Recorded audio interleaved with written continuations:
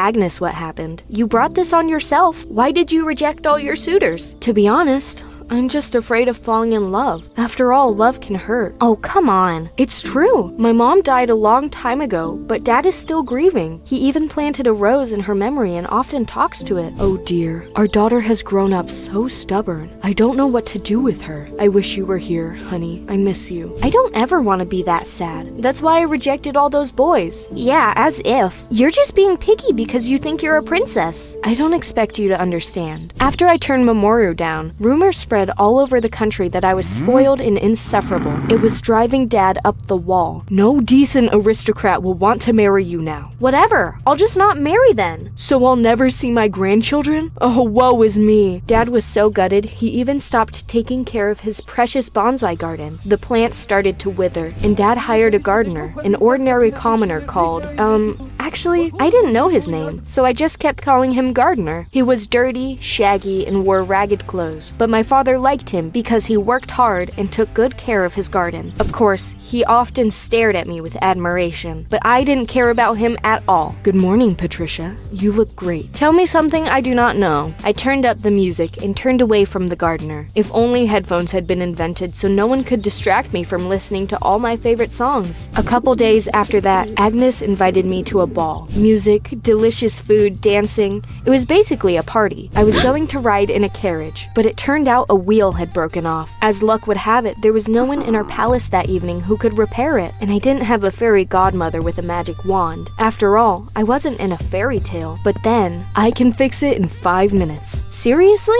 Well, go for it. How much should I pay you? 3 kisses. What? Dream on. It seems getting to that ball isn't that important for you. He turned around as if to leave, but I stopped him. It was vital for me to attend that ball. If I didn't, all the nobles would say I hadn't come because I'd been kidnapped by an evil dragon. Those gossips. Anyway, I agreed to the gardener's terms. He quickly repaired the carriage as promised, and I kissed him on the cheek 3 times without even trying to hide my disgust. If you tell anyone about this, I will turn your head into a pumpkin. After that, I finally came to the ball. It went great, but the next morning, I was in for a shock. Someone had sent me a nasty, anonymous letter. I saw you kiss a commoner. Pay me 20 gold coins or I'll tell everyone about it? That was the last thing I needed. Agnes and the rest of my family would turn their backs on me if they found out I kissed an ordinary gardener. I had to steal gold coins from Dad and put them on the bench in the garden like my blackmailer demanded. Are you wondering why I climbed up a tree? To see who will take those coins. I need to find out who's blackmailing me. But of course, I wasn't that lucky. I didn't notice that there was a hornet's nest on the branch I was sitting on. Soon enough, the wasps turned on attack mode and surrounded me. Leave me alone! I'm not tasty!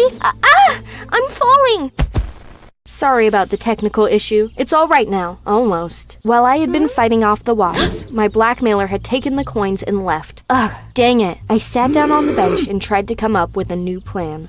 Who's mad enough to blackmail me? That's right, my jester. He was fired because of me. I found him in a small tavern. He was doing a stand-up bit on stage. The audience loved his jokes. Everyone kept laughing and clapping. I approached him after his performance and asked him if he was the one that sent the letter and blackmailed me. Why would I do that? Well, to get back at me. It was my fault Dad fired you. To be honest, I'm glad for it. Now I'm doing what I truly love. Soon, I'm going to be playing at the Royal Theater, so it all worked out. It didn't seem like he was lying. I thanked him for entertaining me for so many years, wished him luck, and left. Back in the palace, Dad was nervously pacing because he discovered his gold coins were missing. Oops, I tried to tiptoe past him, but... Oh, Patricia, do you know who stole my gold? No, Daddy. I have no idea who took those 20 gold coins. How do you know how many are missing? A lucky guess? Phew, that was close. A couple days after that, Agnes threw another ball. Yeah, my friend sure liked to have fun. I decided to let loose too. I was about to get in the carriage when I discovered my favorite pendant had broken. The gardener came to the rescue again. I can fix it. The payment is the same as last time. 3 kisses. Doing that once was humiliating enough. It's your choice. He turned to leave, but I stopped him again. The pendant used to be my mother's, and it was important to me. I'd agreed to the gardener's terms again. All done. Now about that payment. Okay, I get it. I suggested we hide in the stable so that no one would see us. However, at the worst possible moment, Dad walked in and went ballistic. I can't believe what I'm seeing. You turned down all those rich suitors only to kiss a penniless gardener? Dad also found out I was the one who had stolen his gold coins. That was the last straw for him. You're out of control. I'm kicking you out. Such behavior is unacceptable. Can you believe it? My own father threw me out on the street. Luckily, I had friends I could turn to. Or at least, that's what I thought. When I came to Agnes's ball, I heard everyone discussing the latest gossip. Our dear prude Patricia kissed a dirty gardener. How humiliating.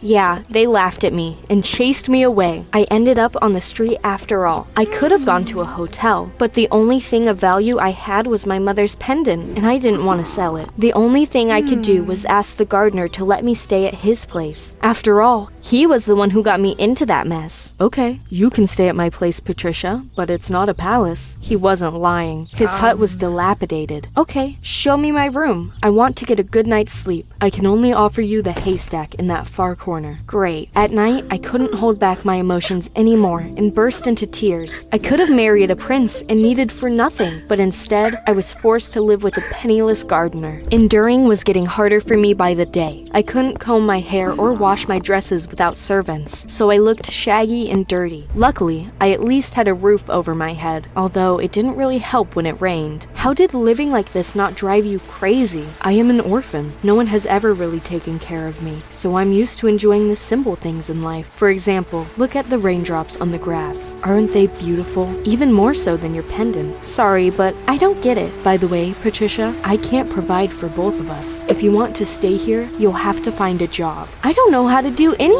We will fix that. I will teach you my craft. I shrugged indifferently. As soon as the rain stopped, we went outside, and he started to tell me about the plants and how to take care of them. To be honest, at first, I wanted to yawn out of boredom, but soon I got into the swing of it. This is a wild orchid. It's not only beautiful, but also useful. This flower is used to create ointments and perfumes. It smells amazing. After studying for some time, I got a job on a farm that was growing wheat. It was used to make flour for my favorite cakes. Who would have thought? I planted some flowers next to the gardener's hut to liven it up a little bit. However, I didn't know their name. Wow, look! I see the first sprouts. Congrats! You will soon watch the peonies bloom. Peonies! Amazing! It was the first time in my life I felt such awe. I took care of the peonies every day and wasn't afraid to get my hands dirty. One day, Agnes saw me. She went so far as to get out of her carriage and make fun of me. All my friends will die laughing when I tell them you're a dirty farmer now. Before I could say anything to that, the gardener stood up for me. Dirty hands can always be washed, but you can't wash a dirty soul. Patricia is doing honest work while all you do is gossip. What? How dare you talk to me like that? Agnes stamped her foot right into a puddle. Dirt splattered on her dress, and she screamed like she'd stepped into hot lava. Ew! I'll have to shower for ages now! With those words, she got back into her carriage and took off. I saw the gardener in a new light. That guy was more noble than all the aristocrats I knew. Patricia, what is it? You're blushing. Are you falling for me? What?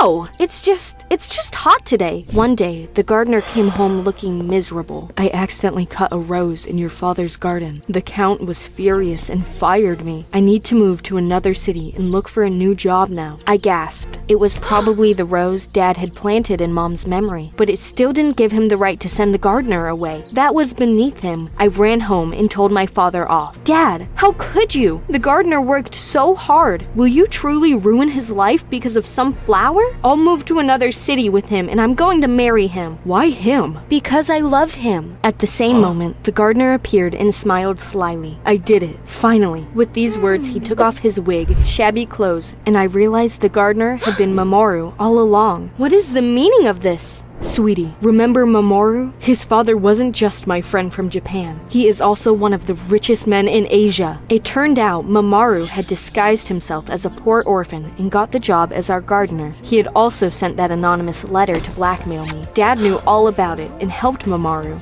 His favorite rose was still blooming in our garden, safe and sound. I felt like a fool and blew up on him. Why did you do all that? To teach you a lesson, my beautiful, spoiled Patricia. I love you too. I knew that deep down you are a good person. He leaned in to kiss me, but I jerked away from him. I don't want to have anything to do with you, you liars! Patricia, stop. Give her time. She needs some time alone. I walked around the garden for several hours and thought about everything that had happened. As I looked at the rose Dad had planted, I realized that love wasn't something I should be afraid of. Without it, one's heart withers like a flower.